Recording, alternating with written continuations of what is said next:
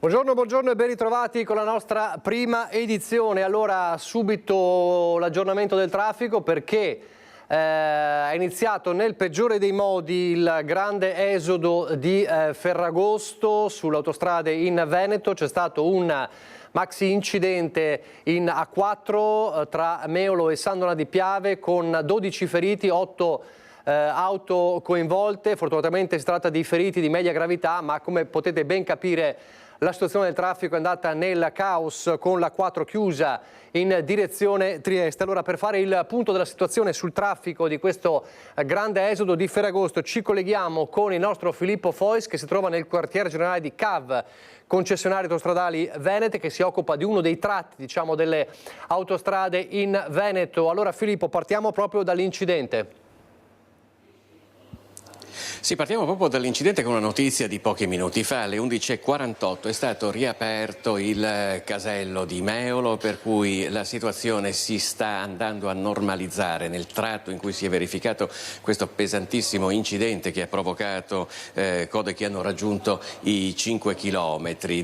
Sul resto della tratta autostradale, io vi farei vedere proprio in diretta, adesso ce lo fa vedere il nostro Alberto Pivetta, c'è un altro rallentamento che ha raggiunto i 2,5 chilometri per un tamponamento tra un camper e 2 auto. Qui siamo sul passante tra Preganziol e lo svincolo A27 Belluno. Per il resto invece la situazione si annuncia piuttosto tranquilla, ecco.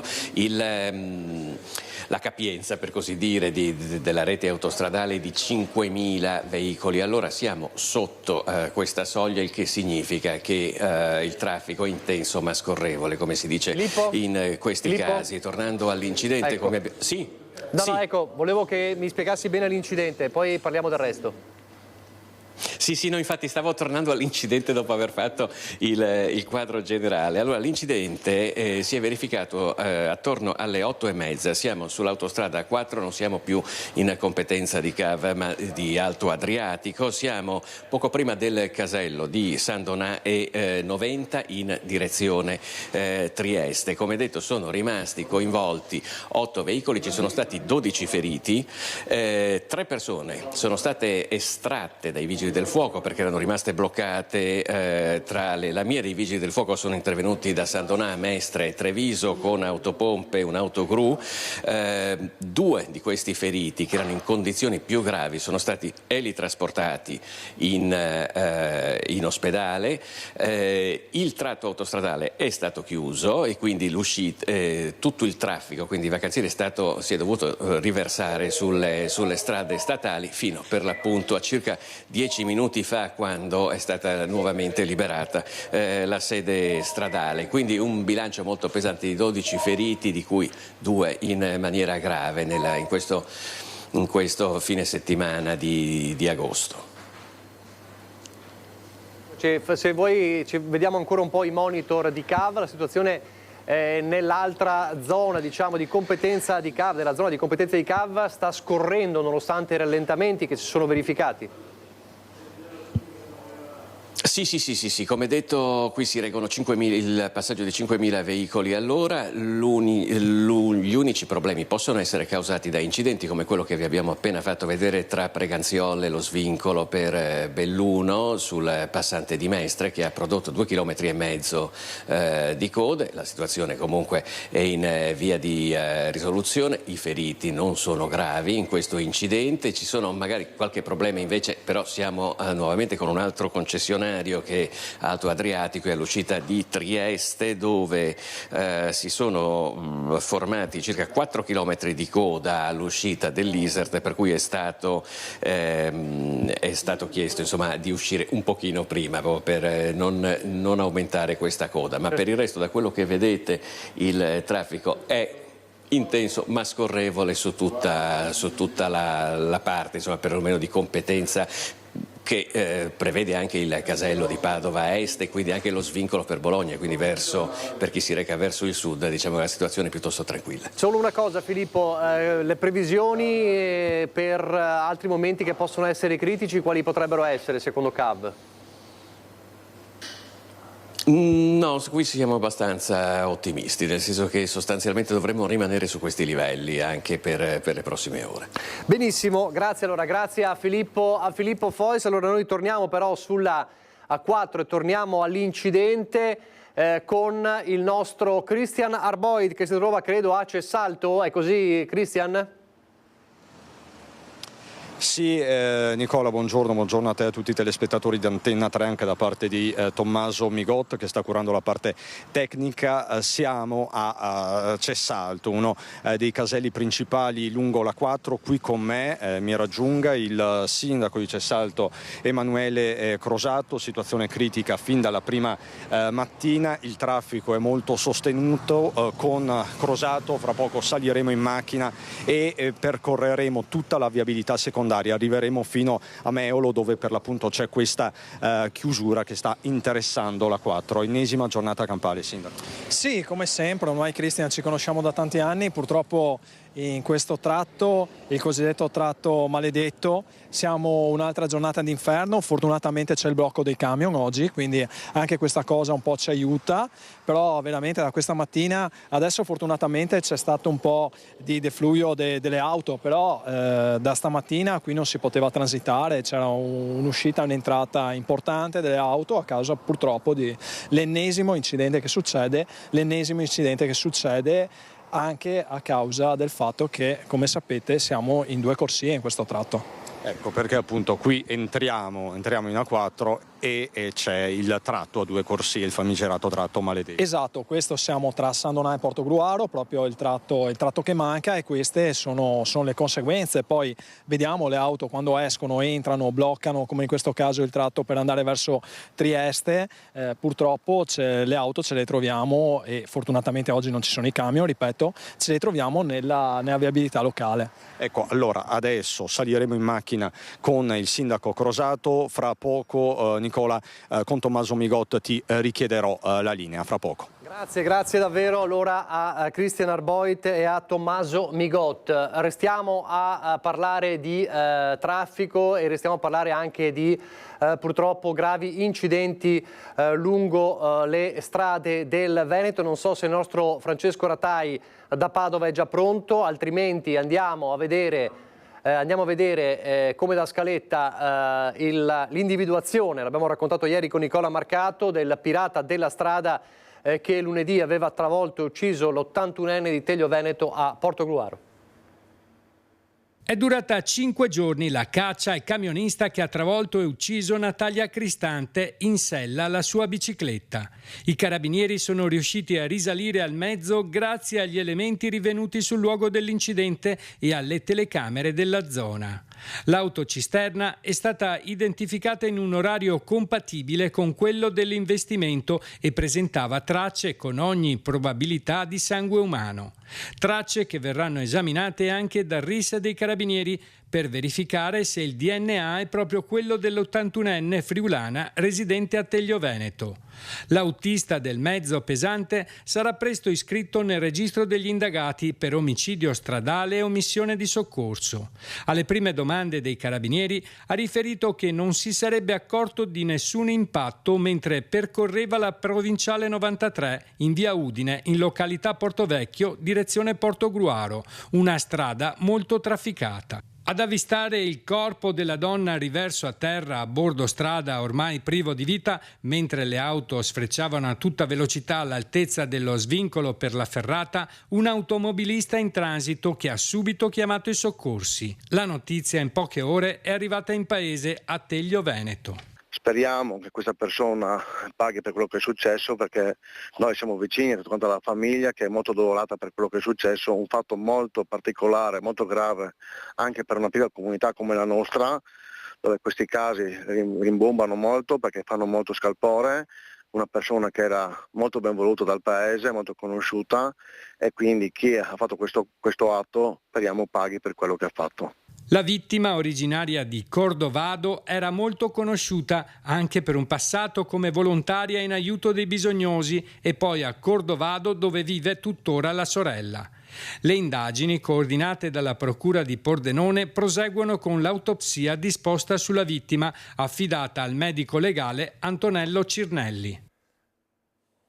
Omicidio stradale e omissione di soccorso per un 58enne di Cervignano, l'autista del camion che ha travolto e ucciso la povera Natalia Cristante, travolto e uccisa l'81enne di Teglio, travolto e ucciso mentre attraversava sulle strisce pedonali a Padova qualche giorno fa e poi è morto in ospedale. Guido Chinello, storico presidente dell'Associazione Amici del Mondo a Padova. E allora questa mattina i funerali, molto partecipati, molto commossi, li ha seguiti per noi Francesco Ratai, che vedo in collegamento. Buongiorno Francesco.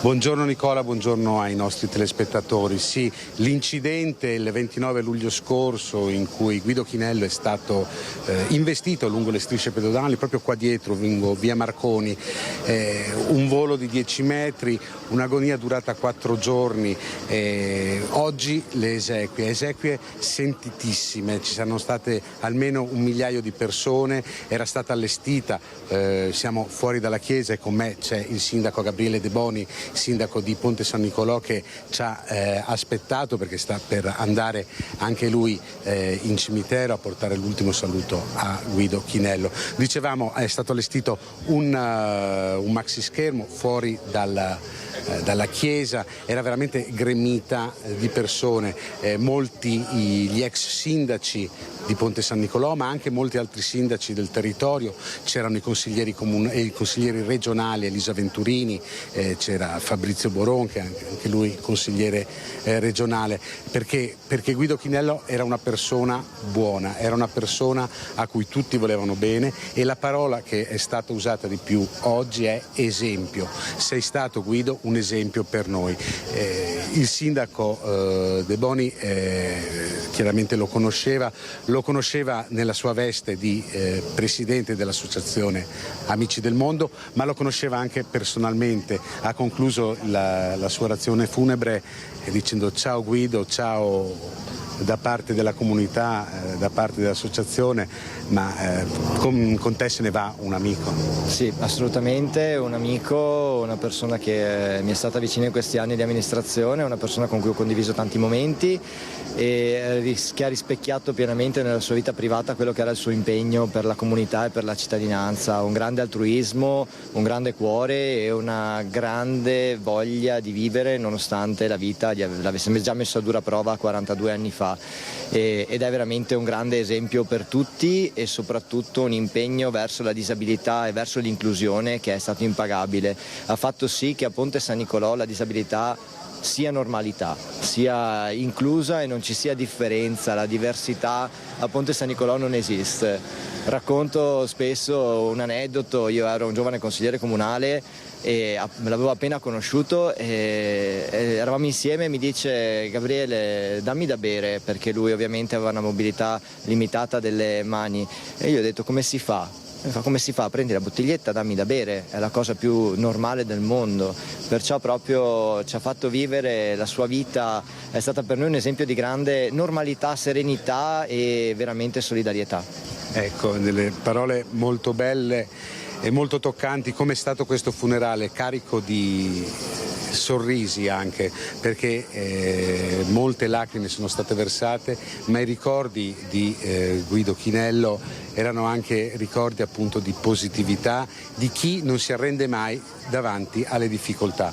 Se non ci sono domande, Nicola, ti restituisco la linea. Grazie davvero a Francesco Ratai. Oggi l'addio a Chinello, ieri c'è stato un altro commosso addio, sempre per una tragedia lungo le strade, l'addio ad Arianna Cuccato, la 16enne, oggi avrebbe compiuto 17 anni, che è morta nell'incidente sulla Monselice Mare, lo ricorderete, mentre tornava dal mare con gli amici. Madre del Salvatore, Vergine prudente, Vergine degna di onore. Parla la vita, Don Claudio porta un messaggio di speranza perché è quello che Arianna aveva sempre cercato. Sono le parole che mamma Alessia e papà Andrea avevano suggerito al parroco del Duomo di Conselve per il giorno dell'ultimo saluto alla loro Arianna, strappata alla vita da un tragico incidente stradale a soli 16 anni. Domani ne avrebbe compiuto 17. In quell'auto con lei gli amici, alla guida il fidanzato, oggi straziato dal dolore.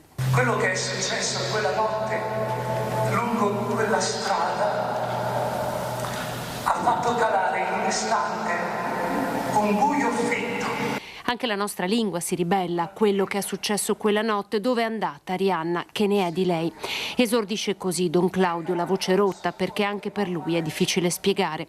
Accanto ai genitori ci sono gli amici che erano in auto con la ragazza. In chiesa decine tra amici, parenti, conoscenti. Tanti indossano una maglietta rosa che porta il nome e il cognome di Arianna, come se fosse un autografo. La bara è bianca come la neve, sopra una nuvola di fiori. La sedicenne indossa un vestito che avrebbe dovuto indossare ad una festa. Ricorda il parroco il suo senso del dovere, la dedizione per lo studio, i suoi progetti, il Grest. Arianna voleva diventare un'educatrice di scuola primaria. Alessia, Andrea, non abbiate paura. Quando Arianna era piccola, l'avete potuta tenere tra le vostre braccia. Ora è Dio che la tiene in braccio e non c'è luogo più sicuro di quello. Al termine della funzione in tanti hanno voluto dire qualcosa. Un insegnante, il sindaco di Conselve, anche mamma e papà. Nelle loro parole un pensiero per il fidanzato Alberto. Proteggiti il tuo petto, senza tutto, prenditi per mano e fammi conoscere l'amore vero e spensierato. Le offerte raccolte durante la funzione saranno devolute alla missione di Padre Angelo in Kenya.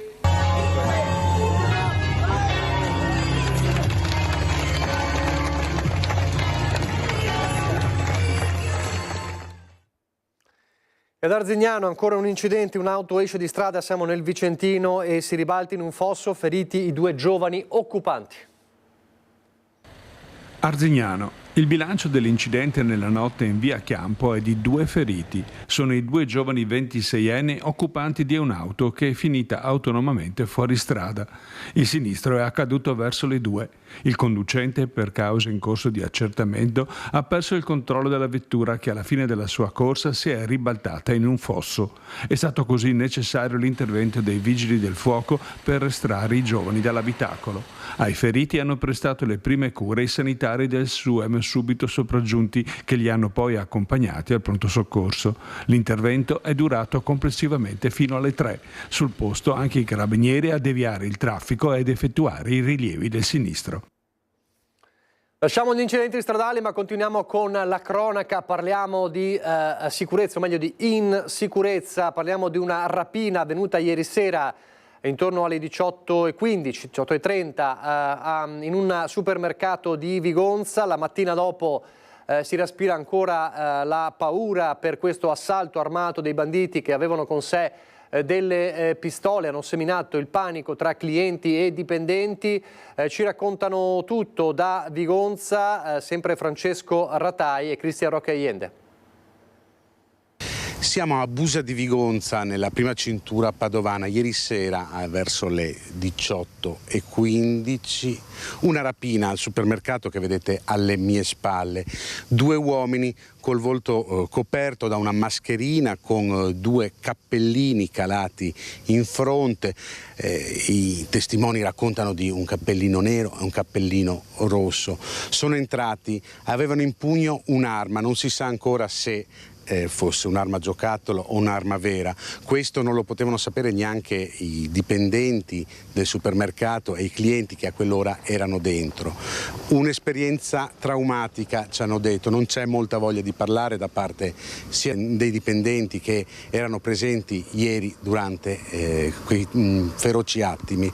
I 2 sono entrati, si sono diretti verso la cassa dove si stavano contando i soldi e hanno intimato di dargli loro i soldi, di dargli le banconote. Un bottino abbastanza misero, non è ancora stato quantificato, è in via di quantificazione, i carabinieri stanno facendo le indagini, si stima qualche centinaio d'euro, quindi non un bottino particolarmente ricco. Qualche centinaio d'euro arraffato, poi sono usciti fuori e con uno scooter sono scappati, si sono dileguati lungo queste vie che vedete qua alle mie spalle. È caccia all'uomo per cercare questi 2 rapinatori. È un episodio che lascia molta insicurezza anche nei clienti. Appunto abbiamo sentito questa mattina i clienti del supermercato, sentite cosa ci hanno risposto. Tanta paura, non si è più neanche sicuri neanche andare a fare la spesa. Certo che fa paura. C'è questo senso di insicurezza? Ah, tanta, veramente tanta. Questo senso di insicurezza c'è. Non si è molto sereni in una situazione dove, insomma, qui non molto tempo fa c'è stato anche un omicidio qui davanti, quindi insomma... Sì che sembra una zona tranquilla. Lo è di fatto, però questi 2 ultimi episodi non lo confermano, insomma, ecco. Purtroppo è la triste realtà di una situazione che in questo momento si sta acuendo, insomma, ecco. Ma qua è una zona tranquilla? Mia mas. Non stiamo parlando di che roba là. Tra altri 2 o 3 mica passa tutti. La chiesa nuova, i paesi nuovi via. Fa impressione? Fa impressione, quell'effetto. Lascia un po' di inquietudine. Questo sempre, una cosa simile che accada non è mai una cosa che ti lascia tranquillo. Speriamo non succeda mai più, sia stato un caso isolato, questa è l'unica cosa. Dai rapinatori ai ladri come quello spavaldo che noncurante delle telecamere ha razziato una gastronomia in pieno centro a Treviso 2 notti fa, il secondo colpo in una settimana nella zona, probabilmente lo stesso ladro in azione.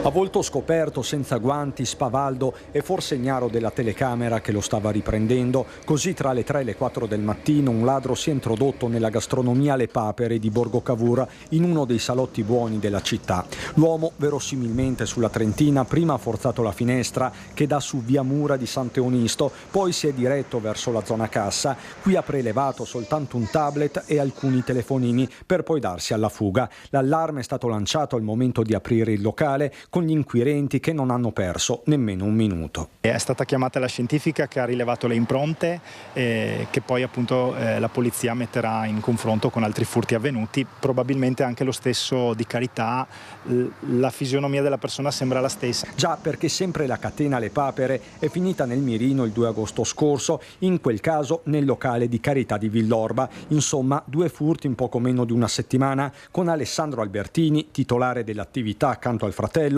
che mette insieme le tante analogie. Forzato il serramento, probabilmente con un piede di porco, stessa dinamica esatta avvenuta la scorsa settimana nell'altra nostra gastronomia. A Carità il ladro, questa l'unica vera differenza, è entrato in azione a volto coperto, incappucciato, ma anche qui avrebbe lasciato segni del suo passaggio. Non si esclude possa essere un delinquente seriale, già autore di furti analoghi in centro e nell'Interland. Da capire se agisca con un complice. Probabilmente preso dall'arroganza della riuscita del primo colpo, non si è fatto intimidire. A mio avviso queste sono persone che studiano gli ambienti prima venendo da clienti, osservano probabilmente questa telecamera che è poco visibile dal lato cliente e gli è sfuggita. Arroganza che a questo punto potrebbe costargli cara. Di certo Albertini non intende mollare la presa. Invitiamo tutti a segnalare sempre questo tipo di fatti, perché è l'unico modo di aiutare le forze dell'ordine nell'acciuffarli. Da Treviso a Mestre, più precisamente a Campalto, anche qui ladri in azione ripresi dalle telecamere, questa volta a volto coperto, erano in giardino ma sono stati messi in fuga dagli allarmi, ma chiaramente la situazione mette in ansia i residenti. Topi di appartamento immortalati dalle telecamere mentre sono a caccia di case vuote nelle caldi notti estive, quando molte persone sono in ferie. A Campalto i furti e i tentativi di furto sono in aumento. Nei giorni scorsi sono stati segnalati diversi episodi. L'ultimo risale a ieri sera, quando dei ladri acrobati hanno cercato di entrare in un complesso residenziale in via dei Mirtilli per rubare ciò che trovavano. In questo caso sono stati messi in fuga dal sistema sistema di allarme installato proprio a causa dei numerosi furti avvenuti in passato. Altri proprietari nelle vicinanze non sono stati altrettanto fortunati. Le modalità dei furti sono sempre le stesse e i residenti della zona non vivono in tranquillità. Già a novembre noi abbiamo subito un tentativo di furto. Adesso so che da mesi continuamente e settimanalmente entrano in molti appartamenti. Ne hanno fatto anche uno dietro qui un paio di giorni fa e comunque anche ieri sera ho sentito che ce ne sono tanti. Nei gruppi Facebook i residenti si avvisano e si mettono in guardia l'un l'altro. La paura di incontrare dei ladri è grande. Può succedere di trovarli mentre si rientra a casa dal lavoro, durante il riposo notturno o quando ci si allontana per fare la spesa. Io vivo costantemente nel terrore, quindi infatti quando arrivo a casa la sera, pur avendo allarme, io chiudo subito gli scuri, vivo al buio praticamente perché ho paura. Cosa chiedete? Protezione, sapendo che queste sono delle zone battute, di tenere magari una pattuglia un po' più a disposizione, magari qua in zona. Ladri incappucciati si intrufolano a tutte le ore, ma tendono a fuggire di fronte a sistemi di allarme efficaci e infissi rinforzati. L'amministrazione, consapevole degli episodi, sta valutando il potenziamento del sistema di videosorveglianza per monitorare a distanza e intervenire tempestivamente. Siamo a conoscenza dei fatti gravissimi che sono accaduti ieri nel nostro territorio. Con l'assessore Elisabetta Pesce e con le forze dell'ordine continuiamo a tenere monitorata la situazione, ma siamo fortemente convinti che per arginare il fenomeno della criminalità una delle azioni più importanti da portare avanti sia quella di implementare il sistema della videosorveglianza, come abbiamo fatto negli anni precedenti con l'inserimento di 14 nuove videocamere nel territorio e come faremo anche in futuro grazie ai fondi stanziati al Ministero dell'Interno che ci permetterà di installarne un'altra decina. Allora torniamo in A4 con il nostro Christian Arboit e il suo viaggio lungo un'autostrada molto complicata. Come sappiamo c'è stato l'incidente, lo ricordiamo, tra Meolo e San Donà in A4 con 12 feriti, l'A4 chiusa per 3 ore, grossi disagi al traffico. Christian. Sì, Nicola, buongiorno di nuovo. Allora, ci troviamo sul cavalcavia di Cessalto. Come vedi il traffico è rallentato, ma in questo momento ha ricominciato a scorrere, però insomma lo vedete, molto intenso. Dove ci troviamo precisamente, Sindaco Crosato? Qui siamo all'interno del sedime autostradale, siamo al casello di Cessalto. La coda che vedete è quella in direzione di Trieste verso Portogruaro.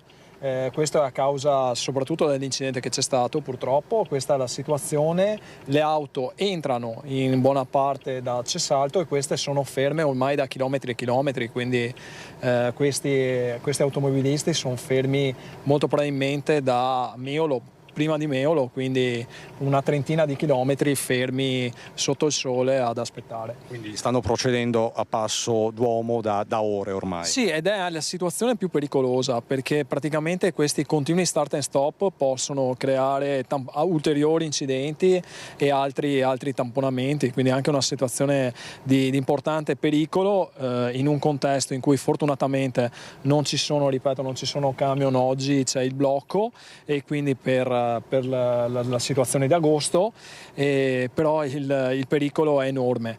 E adesso dove ci porta, Sindaco?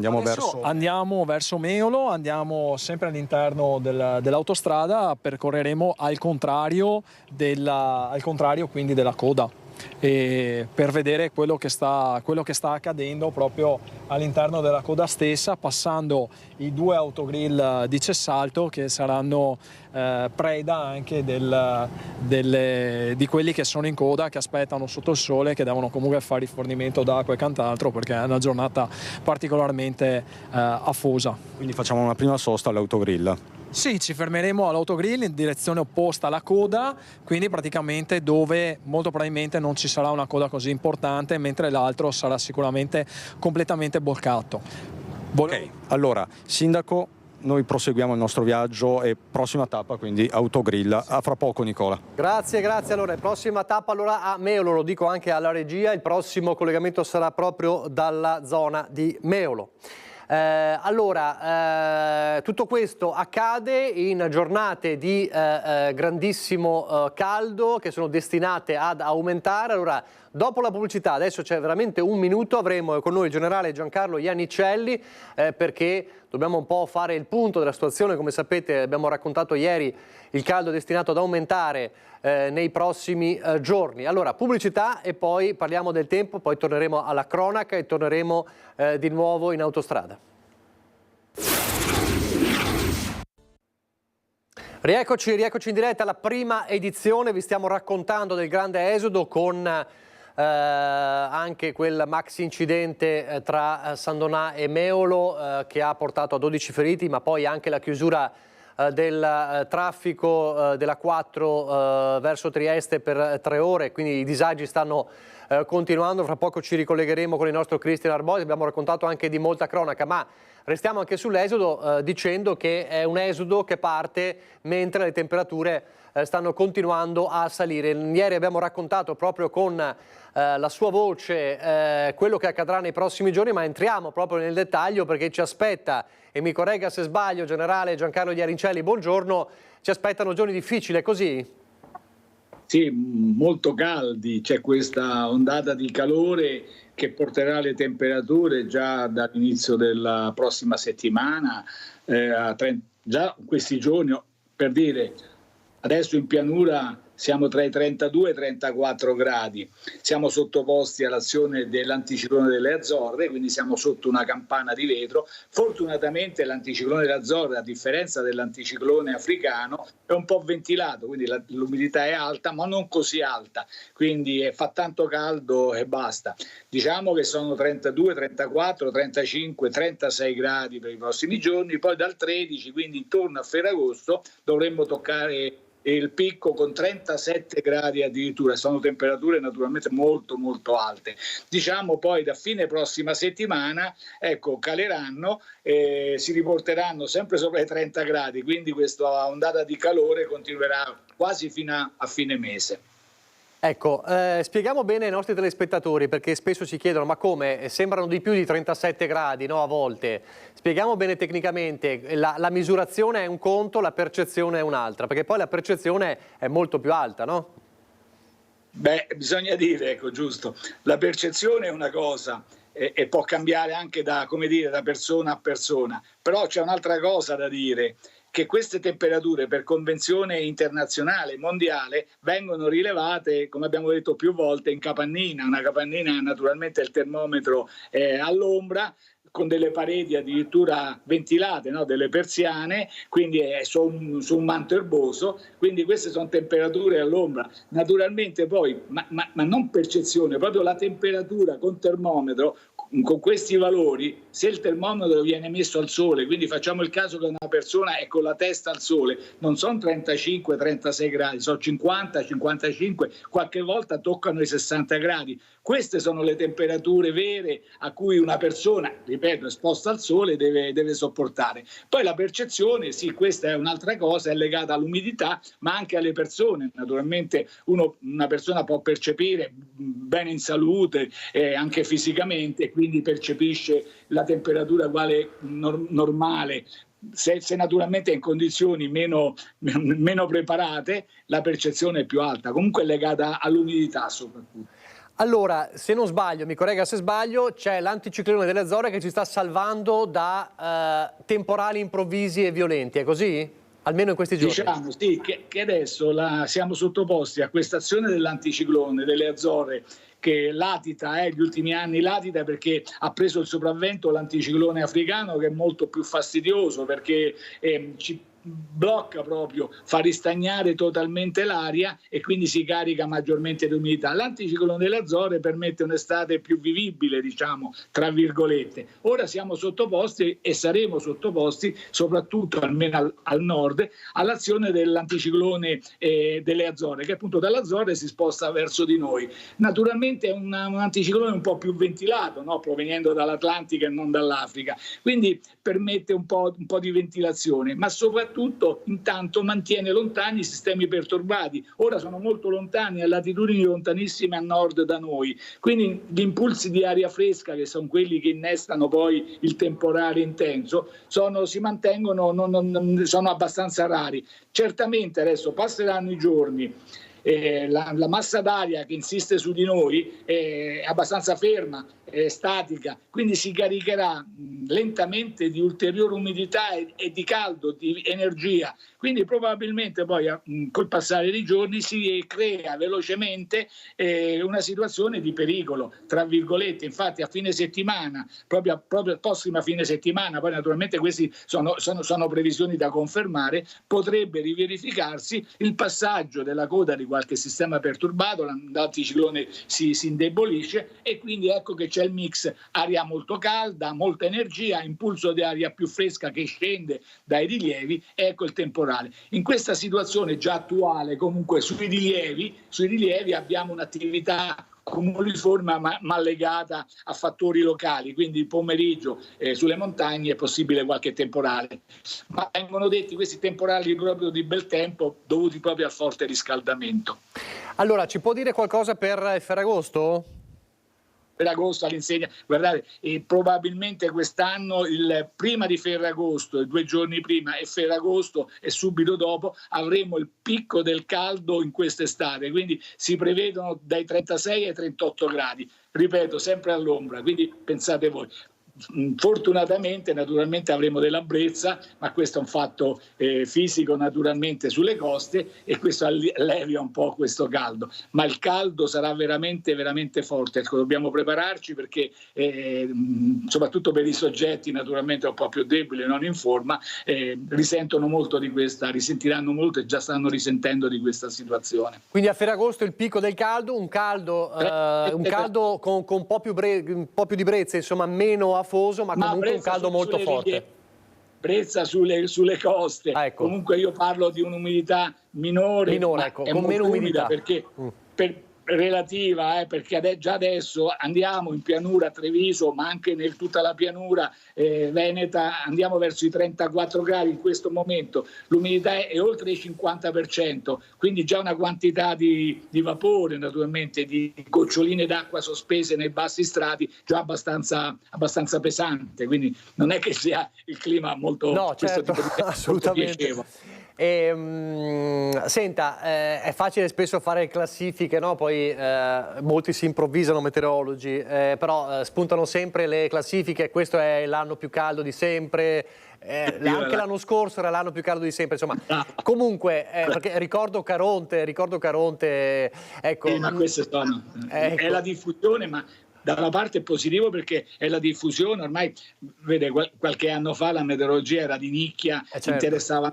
molto, se no al mezzo aereo naturalmente, che è stato sempre il nostro tra virgolette cliente maggiore per tanti anni, adesso si è diffusa e di seguito insomma la meteorologia è diventata anche, come dire, oggetto dei media molto forte e quindi chiaramente ognuno si inventa e fa sensazionalismo pure, ecco, questo bisogna stare attento. E poi giustamente di molti c'è anche abbastanza improvvisazione, quindi bisogna sempre seguire i siti giusti e poi il servizio meteorologico tra virgolette nazionale, che è quello dell'aeronautica militare. Ecco, volevo chiederle questo, è comunque un anno anche questo molto particolare, abbiamo avuto, mi corregga se sbaglio, una primavera molto piovosa, che tanto si diceva non arriva più il sole, poi è arrivato il carico da 90, quindi fa sempre parte di quel cambiamento climatico. Rispetto all'anno scorso, come la vede lei questa estate? Uguale, siamo su quei livelli?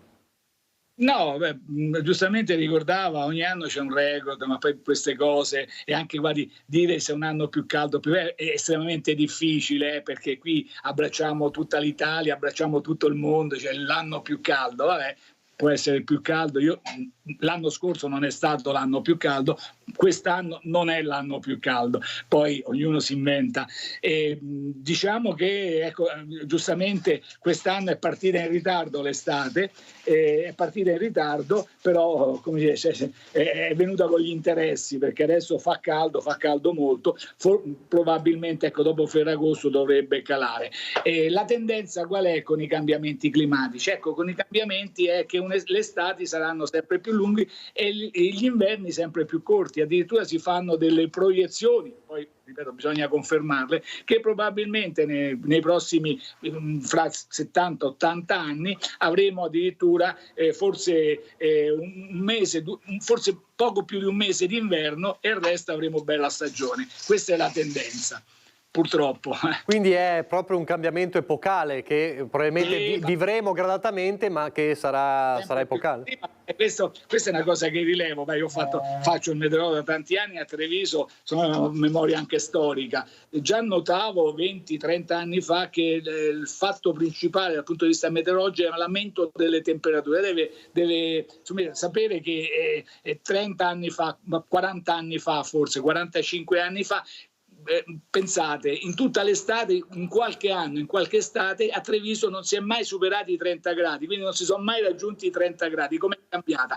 25-30 anni fa è cominciato ad aumentare, cioè i fatti con 30, i giorni con 30 gradi di massima, oltre i 30 gradi, sono cominciati ad aumentare, ma sempre di più, fino al 2003, che secondo me, modestamente voglio dire con umiltà, resta l'estate più calda. Il 2003 è stato tremenda a Treviso, tant'è vero che il 1° agosto del 2003 abbiamo raggiunto i 40 gradi, 40 gradi.1 dato scientifico, che a Treviso non si è più raggiunto, 40.1 in capannina, rilevato dall'aeronautica, quindi con tutte le garanzie.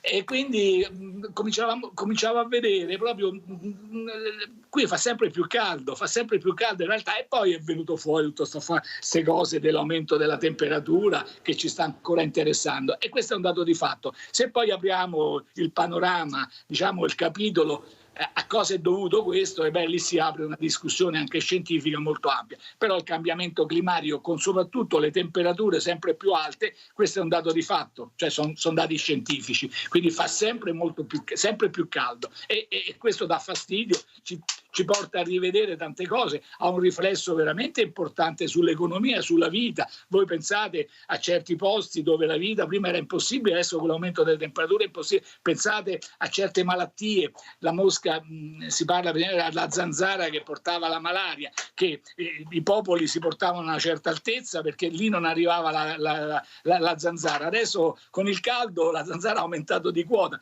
Io vedo anche in montagna, cioè qui anche sulle nostre montagne, oltre i 1000 metri non esistevano le zanzare. Adesso qualche zanzara si vede, voglio dire, ad oltre 1000 metri. Cioè, quando diciamo che lo zero termico è oltre 4000 metri di quota, è una roba veramente straordinaria, come in questi giorni d'altronde. Benissimo, grazie grazie a Generale Iannicelli, grazie davvero per il suo punto della situazione, buon lavoro, anzi buone ferie, se è ancora in ferie, ma insomma pronto a tornare, a rientrare a Treviso. Quando rientra a Treviso? Siamo sempre ormai è un problema. Una volta, guarda, questa è la cosa positiva delle tecnologie moderne, di questa rivoluzione. Una volta veramente dovevi star chiuso, adesso grazie a questi mezzi, vedete, mi state vedendo come se stessi, e quindi si può stare dappertutto. Ormai con questo internet si ha tutto e più di tutto, e anche le immagini, come vedete, non si possono offrire così anche a distanza. Perfetto, allora grazie a Generale Iannicelli, grazie davvero, grazie e buon lavoro. Grazie. Allora, fra poco ci ricolleghiamo con il nostro Christian Arboit in A4 che si trova adesso in zona Meolo, per parlarci insomma del traffico, anche l'impatto dell'incidente che c'è stato, lo ricordo, magari rivediamo anche 2 immagini dello schianto che c'è stato tra 8 auto con 12 feriti in A4 che ha portato per 3 ore alla chiusura della A4 in direzione Trieste, eccolo qua. Una risoluzione, in via di risoluzione, c'è la rimozione dei mezzi, ovviamente il soccorso ai feriti. Autostrada Alto Adriatico ha distribuito bottiglie d'acqua alle persone ferme in coda, ma è chiaro che il l'impatto sul traffico e sulle code resta ancora a lungo, quindi il nostro Christian Arboit si trova proprio nella zona dall'altra parte per monitorare questa situazione. Allora, se non ci sono altri collegamenti, chiedo alla regia, forse fra poco dovremmo avere Vanessa Banzato per parlare di i lupi nelle malghe. Andiamo invece a parlare della banda di baby bulli che è stata identificata e che ha colpito l'ultima volta a Zenzon, ce lo ha raccontato ieri il nostro Christian Arboit.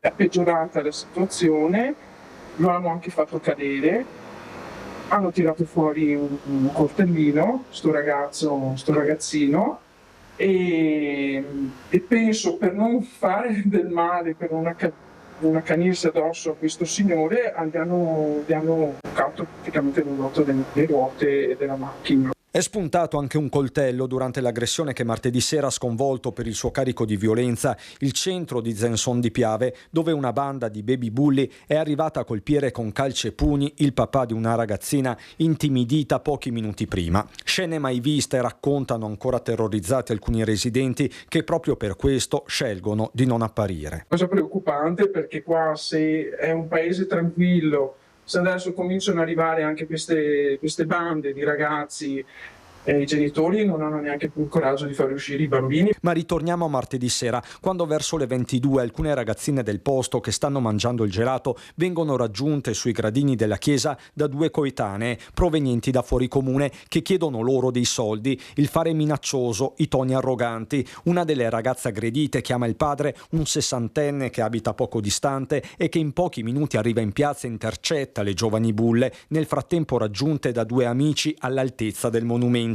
È in questo preciso istante che la situazione trascende, con l'uomo che viene letteralmente accerchiato. Purtroppo il papà è rimasto coinvolto ha subito qualche pugno, qualche piccola lesione. Sì.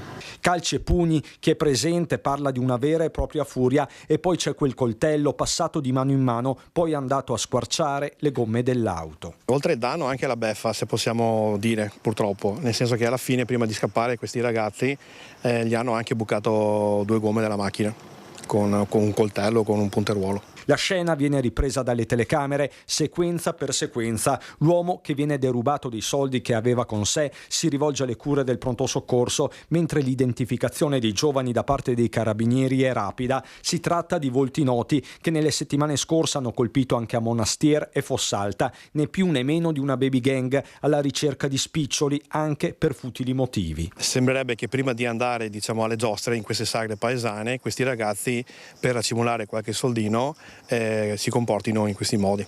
Bulli e bulle sono tutti giovanissimi, per lo più minorenni. Questo ovviamente non esclude il fatto che abbiamo alzato le antenne. Io ho chiesto ai carabinieri di aumentare i controlli sul territorio, anche serali. A breve, se tutto va bene, partiranno anche i controlli della nostra polizia locale su Zenzon di Piave, sempre alla sera. E anche grazie al circuito di videosorveglianza, che è abbastanza ampio sul territorio, speriamo che non succeda più questo tipo di cose.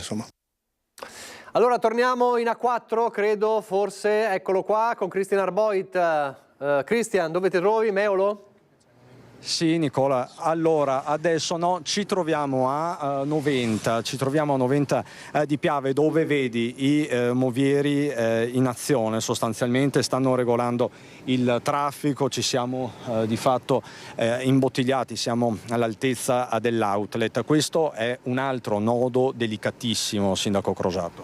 Sì, assolutamente, questo è un'uscita importante, c'è l'outlet, è l'uscita verso la città di Jesolo e quindi è presa d'assalto. In più è l'unico raccordo che c'è verso la statale 14, quindi la volontà di bypassare l'autostrada, prendere la statale 14 in direzione Trieste, e magari qualche magari navigatore dà questa intenzione proprio per evitare la coda di prima, quindi può essere una soluzione quella di uscire a San Donà.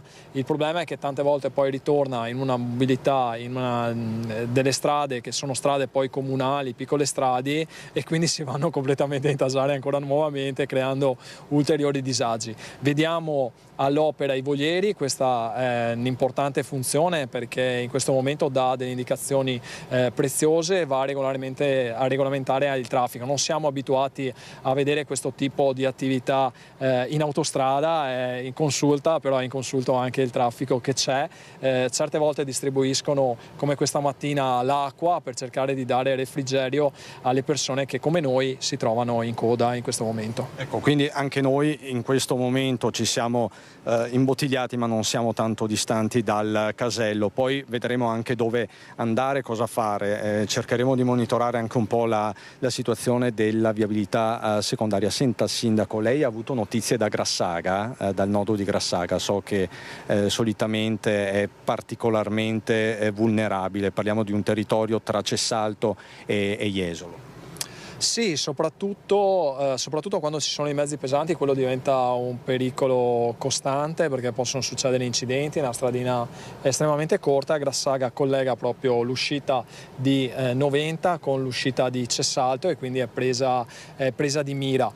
C'è anche il pericolo che quella, pur essendo una strada provinciale, una strada talmente diciamo piccola che non permette poi la movimentazione normale. Soprattutto dei mezzi, insomma, sì, pesanti. Ecco, non so, Tommaso, so che è difficilissimo inquadrare questo operatore che veramente sta diventando matto per far defluire il traffico e convogliare i mezzi nelle corsie giuste, perché poi puoi immaginare anche una babele proprio di lingue, Nicola, quindi bisogna districarsi tra 1000 accenti.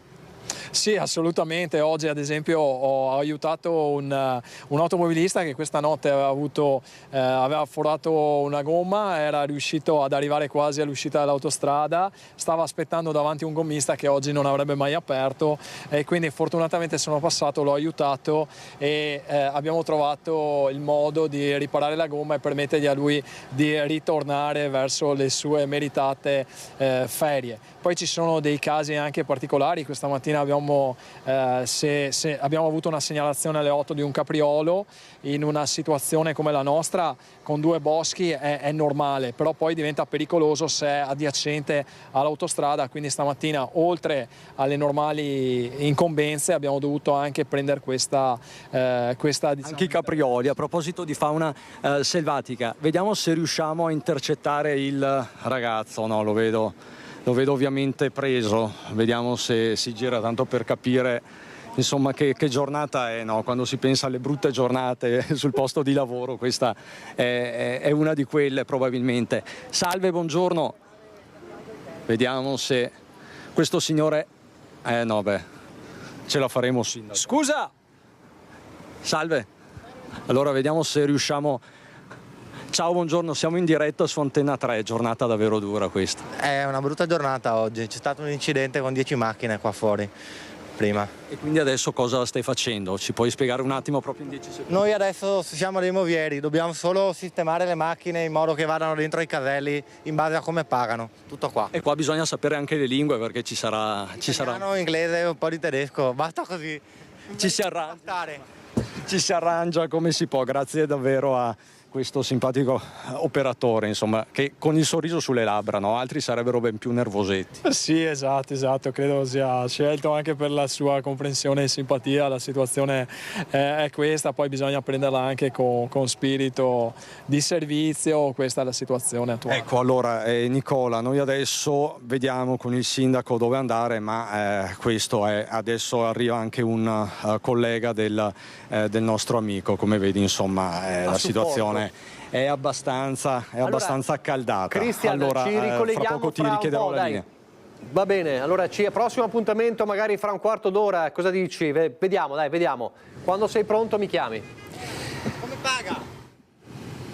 Va bene, allora adesso andiamo invece in altopiano di Asiago. So che il collegamento non è facile perché la linea è un po' destabilizzata, ma noi ce la faremo. Vanessa Banzato, buongiorno Vanessa, almeno sei al fresco rispetto al caldo torrido della 4, ma è una situazione calda perché i lupi continuano a predare nelle malghe, è così?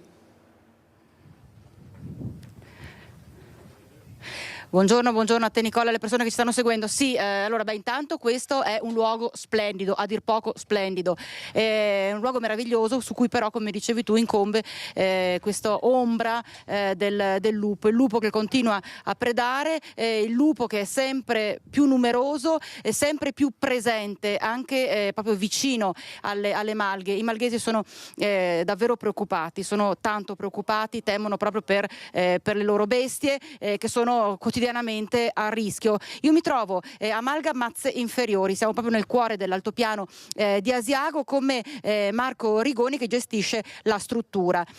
C'è tanta preoccupazione e voi chiedete un aiuto importante alla politica, perché voi dite la politica ci ha completamente abbandonati. Allora, al momento, buongiorno a tutti, siamo abbandonati purtroppo e speriamo che le istituzioni locali si aggiungano alle istituzioni, si uniscano alle istituzioni nazionali e che vadano in Europa ad abbassare il livello di protezione del lupo, perché ormai è inutile che ci nascondiamo, ma non è più in via di estinzione. Certo, tra l'altro anche lei è stato vittima di predazioni. Sì, quest'anno ci hanno mangiato 2 manze in circa 18 mesi e sono anche molto grandi, che quasi assomigliano ad una vacca, dunque non sappiamo più come difenderci, perché un conto è rinchiudere le vitelline piccole, però rinchiuderle tutte di notte diventa molto oneroso e difficile da gestire in un territorio come una malga. Avete detto, noi ci sentiamo abbandonati, più che altro ci sentiamo impotenti, perché le abbiamo provate tutte, ma noi da soli non possiamo far nulla. No, non possiamo più fare nulla, e recinti, cani eccetera, non funziona niente e non c'è una soluzione così, non è semplice. Certo. La gestione del lupo, insomma, in Malga. Anche perché oltre proprio al pericolo per le bestie c'è anche un pericolo per l'uomo, e di conseguenza lo sentite tutti i giorni voi anche dai turisti che vengono nella vostra struttura. Diciamo che sempre più gente ci dice che fa fatica, ha sempre più paura andare a camminare nei boschi con i bambini o i cagnolini, perché comunque sanno che ci sono i lupi e non vogliono essere i primi, insomma, ad avere delle brutte sorprese. Vi siete trovati come malghesi, vi siete trovati come appunto allevatori di bestiame, come persone che amano la montagna, vogliono assolutamente tutelare la montagna, perché voi dite senza di noi che fine farà questa montagna? Il discorso è che le malghe con le vacche che pascolano tengono pulito il territorio, e senza noi con le vacche il territorio viene abbandonato e c'è tutto un discorso di dissesto idrogeologico, ma comunque chi è che andrebbe a camminare in un prato incolto, certo, dove ci sono topi, serpenti eccetera, piuttosto che in un pascolo, insomma, coltivato e mangiato dalle vacche. Lei dice non è un'ipotesi così remota questa, che la montagna venga abbandonata, che i malghesi abbandonino la montagna? Diciamo che iniziamo ad essere stanchi, perché noi alleviamo le vitelle manze per farle diventare vacche e non farle diventare il pranzo dei lupi, insomma, perché sono parte di noi, della nostra vita, fanno parte, e più che restano con noi meglio, non è che abbiamo piacere di vedere le manze mangiate dai lupi, insomma. Certo. Insomma, Nicola, hai sentito, c'è tanta preoccupazione e c'è un forte rischio per la montagna. Noi ci troviamo nello specifico nella zona dell'altopiano, però in realtà è una questione che riguarda tutta la montagna veneta, in cui appunto il lupo è sempre più presente. Staremo a vedere, loro chiedono quindi alle istituzioni, alla politica, risposte concrete, basta parole, dico adesso vogliamo i fatti. Da Malga Mazze Inferiori, nel cuore dell'altopiano di Asiago è tutto, ti ricedo la linea. Grazie a Vanessa Banzato. Restiamo sul tema lupo però, perché non c'è solo il lupo ormai delle malghe delle montagne, ma c'è anche il cosiddetto lupo del Piave. Abbiamo raccontato in questi giorni dell'attacco anche a un cane quasi ucciso, delle predazioni di alcune galline. Nella zona del Piave, a Zensona, anche ieri gli avvistamenti.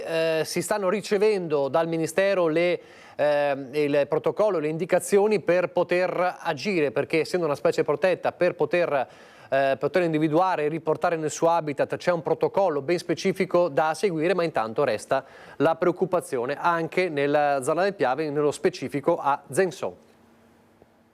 Lupo del Piave, l'allarme nei comuni rivieraschi della Marca resta alto. Sui social le amministrazioni comunali avvisano i cittadini delle norme da seguire in caso di avvistamento. A Zenson di Piave il comune lancia l'avviso sui video wall del paese: attenzione, avvistamento lupo in area golenale, ricordando l'importanza di segnalare subito l'eventuale avvistamento alle autorità competenti, CRAS o polizia locale. Come tutti i miei colleghi sindaci, insomma, dei comuni limitrofi, ci siamo scambiati queste buone pratiche e le abbiamo diffuse sui canali social del comune, che sono semplicemente quelle di non avvicinarsi, perché potrebbe appunto per difendersi impaurito potrebbe magari attaccare.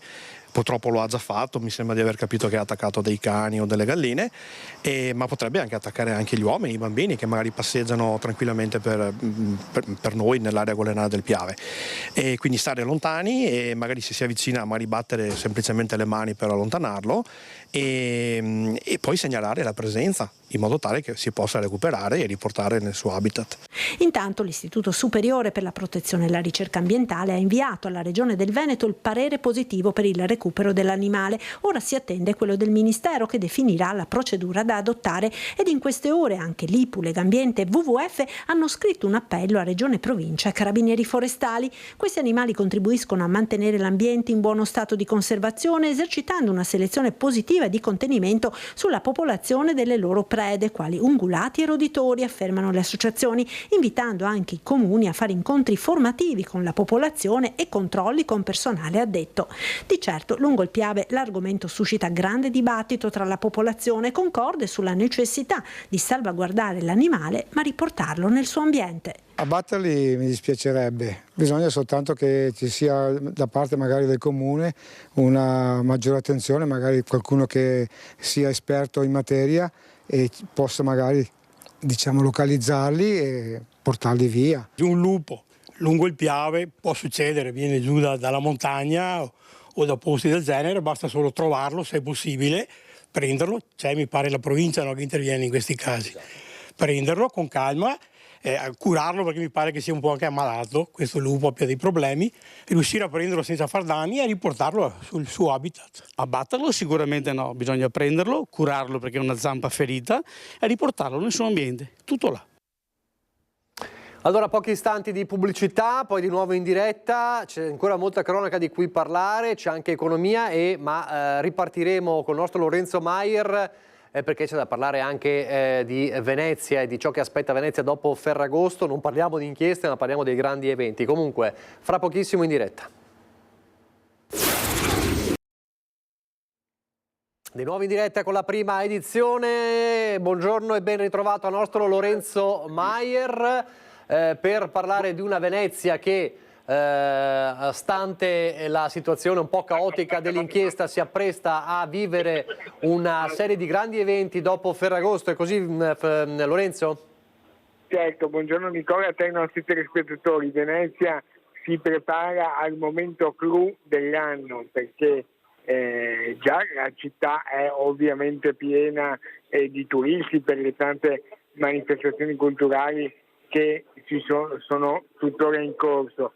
Ci sarà un Ferragosto all'insegna della cultura, perché lo ricordiamo, i musei saranno tutti aperti praticamente, anche con tariffe speciali per i residenti nella città metropolitana, quindi per dare modo anche ai veneziani che non si sono potuti muovere di trascorrere un Ferragosto in serenità e all'insegna della cultura, che davvero con tante proposte. Poi lo ricordiamo, i fuochi d'artificio al Lido di Venezia, la notte di Ferragosto all'Hotel Excelsior, l'Hotel dei Divi, e anche nel litorale nord il grande spettacolo pirotecnico di edificio. Ricordiamo le escursioni in laguna per la enogastronomia e poi ovviamente le grandi manifestazioni culturali che ci saranno, con la mostra del cinema che porterà i grandi divi di Hollywood in laguna, e poi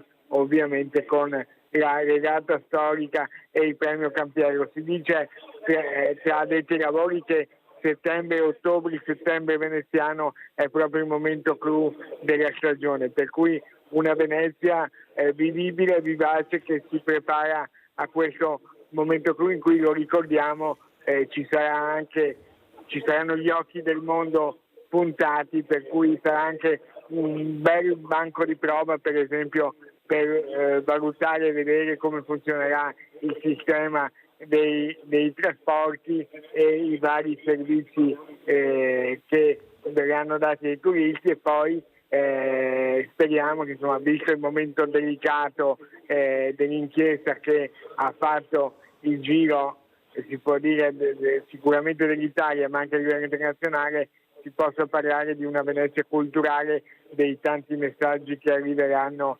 attraverso i film. Comunque un grande momento di vitalità, ovviamente un grande indotto economico anche per l'intera città, che, come sappiamo, vive di turismo, e che è comunque anche oggi un cantiere, perché in queste settimane ovviamente sono stati sospesi i lavori, però pensiamo per esempio alla situazione dell'area marciana, con i lavori in corso che poi finalmente da novembre si dovrebbero concludere, vedere una piazza al riparo dell'acquata. Ascolta Lorenzo, com'è la situazione delle prenotazioni? Hai un input della questione alberghi, della situazione alberghi? Allora, per quanto riguarda le prenotazioni, diciamo che certamente nei weekend nei fine settimana siamo su livelli molto buoni, intorno all'80%, anche in certi casi si raggiunge l'85%. Per quanto riguarda il periodo della mostra del cinema, ovviamente è tutto esaurito al Lido, ma anche si viaggia verso il tutto esaurito anche negli alberghi del centro storico, e con gli alberghi pensiamo anche a tutto l'extra alberghiero, pensiamo ai ristoranti, per cui è una Venezia che per Ferragosto è quasi tutta esaurita. Chi volesse venire in ritardo, fosse in ritardo con le prenotazioni, ha due opzioni: o trovare un last minute, che comunque si trova ancora adesso, oppure puntare magari su una gita in giornata e poi congedarsi dalla città. Lo ricordiamo che non c'è più il discorso del contributo d'accesso, per cui non c'è neanche, come era già stato previsto, la sperimentazione si è conclusa, si ripartirà il prossimo anno, per cui comunque è una città fruibile, e chi volesse venire a Venezia per i giorni di Ferragosto, viaggiamo verso il tutto esaurito, ma qualche posto ancora si trova. L'ultima domanda che ti faccio è legata a una cosa che hai appena detto, e mi dai il là per chiedertela. Allora, il contributo d'accesso, l'esperimento c'è stato, si è concluso, si riparte e si rivedrà il prossimo anno. Tu che sei un attento osservatore, un po' dalla gente, dagli operatori, un po' da Venezia, che bilancio si è fatto del contributo d'accesso? È servito a chi ha più problemi che altro? Penso alla questione della privacy, eccetera. È un esperimento che ha dato qualche risultato o è da rivedere? Allora, intanto, come hai detto giustamente, è un esperimento, cioè si è riflettuto per anni sul fatto che bisognasse fare qualcosa, poi non c'erano mai state le condizioni per avviare un esperimento. Invece questo esperimento c'è stato, c'è una base di partenza, ci sono dei dati su cui ragionare. Quello che posso aver riscontrato, ma che abbiamo documentato anche noi nei telegiornali molto bene, eccetera, è che come spesso avviene in città, i due fronti sono rimasti arroccati nelle proprie posizioni, cioè chi era contrario prima ha sbandierato tutti i problemi, ha continuato nella contrarietà, chi era favorevole lo trova come una cosa imprescindibile. Come sempre forse la verità sta un po' nel mezzo, nel trovare una mediazione. E chiaramente poi i dati che ci sono non consentono di fare ancora un bilancio complessivo, perché comunque è stato un periodo limitato, si è partiti con aprile, si è concluso a Redentore, era già concluso, per cui ci vuole almeno un anno completo a mio modo di vedere, per poi valutare e tirare le somme. Bisognerà capire per esempio anche se c'è la volontà di aumentare, perché il dibattito che c'era stato era sì, vabbè, 5 euro comunque sono un costo abbastanza abbordabile per chi poi usufruisce dei servizi in città. Se solo dovesse raddoppiare si creerebbero, come si era detto anche prima dell'inchiesta eccetera, si creerebbero ulteriori polemiche, un ulteriore momento di dibattito. Benissimo, tutto rimandato ovviamente al prossimo anno, quando ci sarà il nuovo esperimento. Grazie a Lorenzo Maier, buon lavoro. A voi. Grazie. Allora, restiamo però a Venezia, lo diceva prima Lorenzo, insomma, chissà come l'inchiesta di Venezia, l'inchiesta Palude si rifletterà poi anche sull'immagine di Venezia, insomma si è già riflettuta parecchio. A proposito dell'inchiesta Palude, l'inchiesta va avanti e c'è un Renato Boraso, l'ex assessore ormai dal 16 luglio in carcere a Padova, che dopo non aver parlato, insomma essersi avvalso della facoltà di non rispondere in prima battuta, ora è pronto a parlare con i magistrati la prossima settimana. Renato Boraso è pronto a parlare con i magistrati e a rispondere punto su punto a tutte le accuse. Detenuto nel carcere Due Palazzi di Padova dallo scoppio dell'inchiesta che ha travolto l'amministrazione comunale veneziana all'alba del 16 luglio, l'ex assessore alla mobilità si è detto disponibile attraverso il suo legale ad incontrare i pubblici ministeri Roberto Terzo e Federica Baccaglini, titolari dell'inchiesta sulla presunta corruzione in Laguna. Secondo l'avvocato Umberto Pauro che lo assiste, Boraso potrebbe essere sentito non prima della prossima settimana. Intanto, ha detto, siamo pronti a presentare l'istanza per l'audizione. Già durante l'interrogatorio di convalida dell'arresto con l'accusa di corruzione il 19 luglio, Boraso si era avvalso della facoltà di non rispondere, giustificando il proprio silenzio con l'impossibilità di leggere tutte le carte dell'inchiesta in tempi così brevi. Ora l'avvocato Pauro ha chiarito come queste settimane siano serviti a raccogliere e studiare tutte le carte e il suo assistito sia pronto a rispondere ad ogni accusa. Intanto la Procura della Repubblica ha acquisito gli atti del Consiglio Comunale straordinario del 2 agosto a Mestre, nel quale il sindaco Luigi Brugnaro aveva esposto la propria versione sui fatti relativi all'indagine che lo vede coinvolto, fornendo anche alcune indicazioni sull'incontro con l'imprenditore singaporese King Kiat Kwong per la vicenda dei pili. Siamo sempre in attesa di fare l'ultimo collegamento con il nostro Christian Arboit, mentre la situazione, parliamo della A4 in direzione Trieste, mentre c'è stato un incidente sul passante di Mestre, code da Padova verso Venezia. Quindi ci sono situazioni anche problematiche nell'altro tratto, nell'altra area dell'autostrada. A proposito di traffico, parliamo invece di un traffico che verrà a mancare, ma questo è un problema economico, perché secondo la CGA di Mestre in Veneto mancano 1500 camionisti, figure che ormai non stavano più nel mercato del lavoro. In 10 anni nella nostra regione, dice l'ufficio studi della CGA, sono state perse oltre 2000 ditte di autotrasporto e dentro i prossimi 10 anni chi guida oggi un mezzo pesante andrà in pensione. Quindi si chiede la CGA se è a rischio la consegna delle merci nel prossimo futuro anche nella nostra regione. Sentiamo un veloce flash di Paolo Zabeo. Mancano autisti e in forte diminuzione il numero delle aziende di autotrasporto e dentro i prossimi 10 anni la metà di chi oggi guida un mezzo pesante andrà in pensione. Se consideriamo che l'80% delle merci viaggia su gomma, c'è il rischio che fra qualche anno tanti semilavorati e prodotti finiti non potranno uscire dai cancelli delle fabbriche dove sono stati realizzati, perché non ci saranno tir sufficienti a trasportarli a destinazione.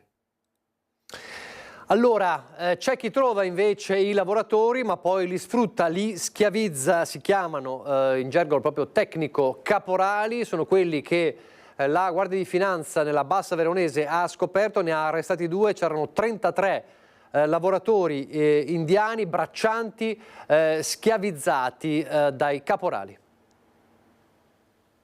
Sono accusati di avere ridotto in schiavitù e sfruttato nelle campagne veronesi 33 braccianti indiani. Dopo la denuncia ed il primo blitz lo scorso 13 luglio, ora per i 2 caporali è arrivato il carcere. Nei confronti dei 2 di nazionalità indiana e residenti a Cologna Veneta, già indagati per riduzione in schiavitù e sfruttamento del lavoro, è stata emessa dall'autorità giudiziaria scaligera l'ordinanza di custodia cautelare in carcere. Il provvedimento si è reso necessario per l'elevato rischio di inquinamento probatorio. Uno dei 2 caporali, infatti, subito dopo il blitz, aveva iniziato ad esercitare forti pressioni nei confronti delle famiglie dei braccianti affinché questi ultimi ritrattassero quanto riferito ai finanzieri. Così non è stato e al rientro in Italia l'uomo, assieme all'altro caporale, è stato arrestato. Dagli accertamenti delle Fiamme Gialle di Legnago era emerso che i 33 braccianti erano costretti a vivere in condizioni disumane, ridotti in stato di totale sfruttamento, maltrattamento e segregazione. Le famiglie di ognuno di loro avevano pagato il corrispondente di 17.000 euro ai caporali che promettevano il permesso di lavoro per l'ingresso e la permanenza nel territorio italiano. I 2 sono stati rinchiusi nel carcere di Montorio Veronese a disposizione dell'autorità giudiziaria. Torniamo dalla Marca, c'è un'altra ragazza scomparsa in provincia di Treviso, lo ricorderete qualche giorno fa l'allarme per Catiuscia Campanella a Casale sul Sile, ma adesso l'allarme è anche per Naissa Toresanna, che ha appena 15 anni, residente proprio a Treviso, che si è allontanata di casa la mattina del 4 agosto facendo perdere le proprie tracce. La prefettura ha attivato il protocollo di ricerca, è stata segnalata alla questura questa scomparsa. La ragazza è alta circa 1,72 m, di corporatura normale, ha capelli castano chiari con mesh bionde, lunghi sino alle spalle e occhi azzurri.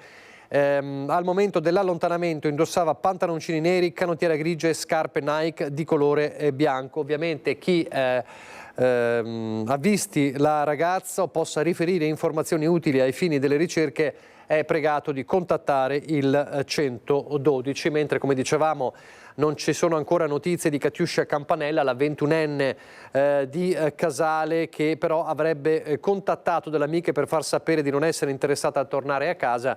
Il cellulare è stato agganciato l'ultima volta nel milanese. Ci sono altre ricerche in corso, ma siamo in Friuli, proprio ai confini. Le ricerche di James David Lowry, il 46enne di Sedrano di San Quirino, scomparso da 48 ore, l'unità di crisi installata all'interno della sede della Protezione Civile di Cordenons. Continuano le ricerche di James David Lowry, il 46enne statunitense, scomparso misteriosamente dalla propria abitazione nel pomeriggio di martedì 6 agosto, di cui si sono perse le tracce. È stata la sua compagna, di rientro da una vacanza in Sardegna, a dare l'allarme dopo che ha trovato la porta di casa aperta e tracce di sangue sul pavimento, senza aver risposta successivamente dalle telefonate effettuate a vuoto verso il cellulare di David. Il buone dell'uomo, ex dipendente civile della base USAF di Aviano, è stato ritrovato parcheggiato all'altezza della piscina comunale di Cordenons, con all'interno alcuni indumenti appartenenti a lui. Nel frattempo la prefettura di Pordenone, che coordina la macchina dei soccorsi, ha disposto la costituzione del campo base dell'unità di crisi presso la sede della Protezione Civile di Cordenons. Al lavoro i vigili del fuoco e volontari della Protezione Civile, giunti in supporto dagli altri territori comunali del Friuli occidentale. Battuta palmo a palmo tutta l'area dell'Interland pordenonese, in particolare i corsi d'acqua come il fiume Meduna nel tratto che da Cordenons porta verso la sua foce, il Noncello e il canale artificiale Amman. Al momento però non ci sono buone notizie sul ritrovamento di Lowry in vita sano e salvo. Le ricerche riprenderanno con lo spuntare dell'alba. Il giallo di Alex Marangon, la tragedia a Vidori, il ragazzo, come sapete, è di Marcon. Da ieri sono partiti i prelievi del capello sui partecipanti al rito sciamanico. Intanto la lettera anonima è arrivata all'avvocato della famiglia, l'avvocato Tigani, che dice ci sono elementi interessanti in questa lettera anonima, ma chi vuole davvero aiutare nelle indagini deve farsi avanti. Elementi interessanti, quelli contenuti nella lettera anonima scritta a computer e arrivata direttamente nella cassetta postale dello studio dell'avvocato Stefano Tigani, legale della famiglia di Alex Marangon. La missiva è stata già depositata in procura per essere vagliata dagli inquirenti. L'appello è quello di farsi avanti se qualcuno ha delle notizie fondate da rivelare, e l'unico modo è quello di farsi avanti e non di mandare lettere anonime, perché non sono utilizzabili e non fanno altro che alimentare ansie e l'agonia di questa storia. Del resto, se quello che viene riferito corrisponde al vero, chi dovesse fare queste dichiarazioni davanti all'autorità giudiziaria non ha nulla da temere. Elementi che, se risultassero veri, potrebbero dare delle risposte ad una morte ancora avvolta nel mistero. Alex Marangon, 25 anni, è stato trovato senza vita nelle acque del Piave a Ciano del Montello dopo aver partecipato ad un rito sciamanico nell'abbazia di Vidor. Non solo, ma sono in corso anche i prelievi del capello sulle persone che hanno partecipato quella sera all'evento, richiesta che era stata avanzata proprio dai legali della famiglia della vittima e che la procura aveva disposto. Ed ancora dovrebbero essere iniziati anche i tossicologici su Alex, accertamenti che dovranno stabilire cosa il 25enne di partecipanti avessero assunto quella notte quando il giovane è scomparso. Rimane aperto il fascicolo per omicidio volontario, reato che potrebbe essere modificato qualora emergessero delle novità. Indagini da parte dei carabinieri che non si sono mai fermate, più volte sono stati sentiti i partecipanti all'evento e gli organizzatori della serata. I curanderi, partiti da Vidor la mattina seguente, prima di sapere cosa fosse accaduto al giovane, parlano solo attraverso il loro legale. A questo puzzle mancano ancora dei tasselli e se qualcuno davvero ha visto o saputo qualcosa non scriva lettere anonime, termina Stefano Tigani, perché non servono a nulla, ma se vuole aiutare le indagini si faccia avanti. C'è un progetto, cambiamo argomento, quello della diga del Vanoi, che viene contestato da più parti, dal bellunese, dal bassanese e anche dal trentino, e a Bassano del Grappa nasce il comitato contro la diga del Vanoi. Ci sono 5 associazioni che chiedono maggiore chiarezza sul progetto. Le falde dei monti della valle dove dovrebbe sorgere la diga sono classificate al grado più alto di pericolosità. Quindi si potrebbe avere un altro Vajont. Gli stessi progettisti dicono che nel caso del crollo della diga, ammesso che la diga crolli, a cascata le acque arriverebbero fino a Piazzola sul Brenta. 5 associazioni del Bassanese dicono no alla diga sul Vanoi nelle zone a confine tra Trentino e Veneto. Un progetto che vede le prime bozze di idee ancora negli anni 20 del secolo scorso e che oggi è stato totalmente rinnovato. Se ne parla da decenni perché viene vista come una delle uniche soluzioni per contrastare la siccità che sta caratterizzando le ultime estati anche nella nostra regione. Ma restano i dubbi sulla reale fattibilità e sulla sicurezza di una diga simile. Facchinello ricorda che già tra Trentino e Bellunese ha preso il via una mobilitazione popolare contro la diga del Vanoi e la diffida, afferma del presidente della provincia autonoma di Trento, Maurizio Fugatti, al consorzio di bonifica Brenta a non dare seguito al progetto. Da Bassano si alza la voce di un nuovo comitato costituito da queste 5 associazioni, la Romano Carotti, Italia Nostra, Consulta per l'Ambiente, Acqua, Bene Comune e Aria, che chiede che la questione venga portata alla cittadinanza e si opti per un'alternativa. Perché abbiamo bisogno di una diga? Per poter irrigare a valle. Allora c'è tutto il discorso dell'uso dell'acqua che si fa a valle, il tipo di irrigazione che si fa a valle, il tipo di culture che si fa a valle.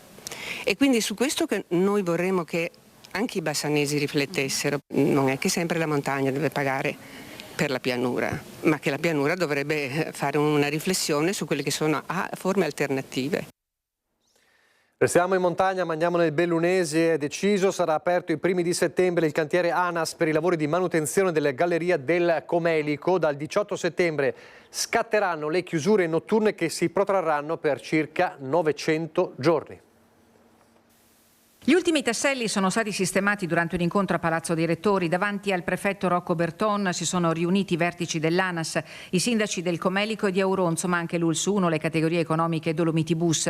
Sarà aperto ai primi di settembre il cantiere per la messa in sicurezza della galleria del Comelico. 4 chilometri è lungo il tunnel che conduce alle terre alte, che necessita di un restyling da cima a fondo. Ma, ed è questa la novità, per i lavori i tempi della chiusura notturna della galleria si sono accorciati dai 3 anni previsti ai 2 anni e mezzo, che sono comunque sempre un'infinità per chi vive e lavora in valle. ANAS e Prefettura hanno accolto la richiesta di entrare nel merito delle compensazioni messa sul tavolo dai sindaci per le categorie economiche che da tempo manifestano forte preoccupazione per i disagi che il cantiere inevitabilmente comporterà. Durante le ore notturne, per entrare e uscire dal Comelico, bisognerà avventurarsi sul passo di Sant'Antonio, ad eccezione dei camion che saranno costretti a percorrere il passo Montecroce da Dobbiaco. I mezzi di soccorso soccorso avranno la possibilità di accedere alla galleria in caso di emergenza entro un quarto d'ora dalla chiamata. Possibilità estesa anche al personale sanitario e agli autisti di Dolomiti Bus. I vigili del fuoco hanno ottenuto di poter spostare l'autogru a Santo Stefano per tutto il periodo del cantiere. Ora non resta che attendere l'avvio dei lavori, sperimentazione sul campo e correttivi laddove sarà possibile intervenire. Bisognerà armarsi di pazienza. E si sono armati di grande pazienza gli automobilisti sulla 4 oggi dopo l'incidente, i gravi disagi al traffico in A4. Il nostro Cristian Arboit per l'ultimo collegamento di questa prima edizione, dove ti trovi? Allora, mi trovo all'autogrill di Cessalto in direzione Trieste, quindi insomma è quella che questa mattina è stata segnata da tanti troppi incidenti, non solo quello appunto che ha provocato 12 feriti. Qui con me c'è sempre il sindaco di Cessalto, Emanuele Crosato, e qui ci sono 2 viaggiatori trevigiani. Ecco, voi siete diretti a dove? A Pomer, Croazia. Quindi il viaggio di fatto è appena iniziato. Sì. 2 ore. È appena iniziato, abbiamo già messo 2 ore per arrivare qua. Quindi da Treviso a Cessalto? Sì. 2 ore? 2 ore circa, sì. Perché poi siamo entrati da un'altra parte dove era Roncade, l'altra entrata, e c'era l'autostrada bloccata per un incidente. Sì, che siamo tornati indietro e siamo ritornati per di qua. Di questo passo in Croazia arrivate domani? Stasera sicuro, verso sera, sì. Quindi insomma è partito nel peggiore dei modi per certi versi questo viaggio, signora. Non è tanto diverso dagli altri anni, comunque speravo meglio. Un po' peggio degli altri anni. Gli altri anni abbiamo trovato meno incidenti. Adesso ne abbiamo già visti 2 e traffico a non finire. Anche perché nessuno mette mano o comunque non si sta risolvendo questo tema delle 2 corsie. No, in effetti i lavori sono sempre eternamente lunghi, come sempre. È ora di finire. È ora di finirla. Sono anni che vengo in Croazia e anni, non so quanti, che ci sono questi lavori. E non li finiscono, ma è possibile. Dai. Ecco, una vergogna a cielo aperto, possiamo definirla così, sindaco? Sì, ormai la situazione è completamente indescrivibile, cioè ormai anche indescrivibile, come avete sentito. Questo è l'unico tratto, ricordo, da San Donà a Portogruaro in cui abbiamo le 2 corsie, questo è in imbuto. Questo attualmente siamo sull'autogrill Castorta Sud, quindi proprio in direzione Trieste. C'è stata la coda, le persone uscivano, era il primo autogrill possibile, quindi una situazione veramente difficile e improponibile. Ecco, come appunto ci certificano i nostri 2 viaggiatori, posso chiedervi il nome? Marco. Roberta. E lui come si chiama? Kira, femmina. Kira. È la prima volta che fa un viaggio. Siamo contenti perché è brava veramente. E anche per lei sarà dura. Sì, poverina. Sì, il massimo faceva mezz'ora di macchina, adesso si è già fatta 2 ore, però è brava, sì. Ecco, il colpo d'occhio qui all'autogrill, insomma, continuano a entrare i viaggiatori che chiaramente dopo ore di coda cercano un momento di refrigerio, un momento di ristoro, ma insomma queste sono scene rituali, abbiamo utilizzato spesso questo aggettivo questa mattina, sindaco, però insomma non ci si può abituare sempre a tutto. No, esatto, ormai siamo abituati anche alle code, a queste situazioni, purtroppo ci abituiamo anche agli incidenti, però serve un collegamento con la statale 14, è fondamentale anche a Cessalto per riuscire a dare sfogo in queste situazioni quando poi l'autostrada, come questa mattina, in direzione Trieste è chiusa e si formano delle code chilometriche. Allora, grazie di tutto davvero, sindaco, per essere stato il nostro cicerone. Qui, come vedi, Kira trova anche altri amici, perché tanti sono gli amici a 4 zampe che appunto stanno trovando un po' di refrigerio, anche loro un po' di pace in una mattina veramente contrassegnata dal bollino nero. È tutto dalla 4, si fa per dire, è tutto. Nicola, con Tommaso Migot ti restituisco la linea. Grazie. Trova refrigerio anche tu insieme a Tommaso perché il caldo si fa sentire. Grazie davvero per questo viaggio, per questa testimonianza, Cristian Arboit. Questa sera ovviamente vi racconteremo tutto questo viaggio a partire dall'incidente che c'è stato. Abbiamo chiuso così come abbiamo aperto. Allora, prima di salutarvi vi ricordo che fra pochissimo c'è Agricoltura, come ogni sabato, poi la rubrica Cook Academy, poi alle 2:30 più o meno il film, attenzione che da non perdere, è Riccardo III di Richard Loncraine, è una versione moderna della tragedia di Shakespeare ambientata in un Novecento, diciamo, inventato. Il protagonista è Ian McKellen, che voi tutti conoscete come il mago Gandalf, diciamo, della trilogia del Signore degli Anelli, ma che qui, grandissimo autore di teatro, fa la parte straordinaria di un cattivissimo Riccardo III. Quindi da non perdere, Riccardo III di Richard Loncraine, poco dopo le 2:30 sulla nostra rete. Arrivederci.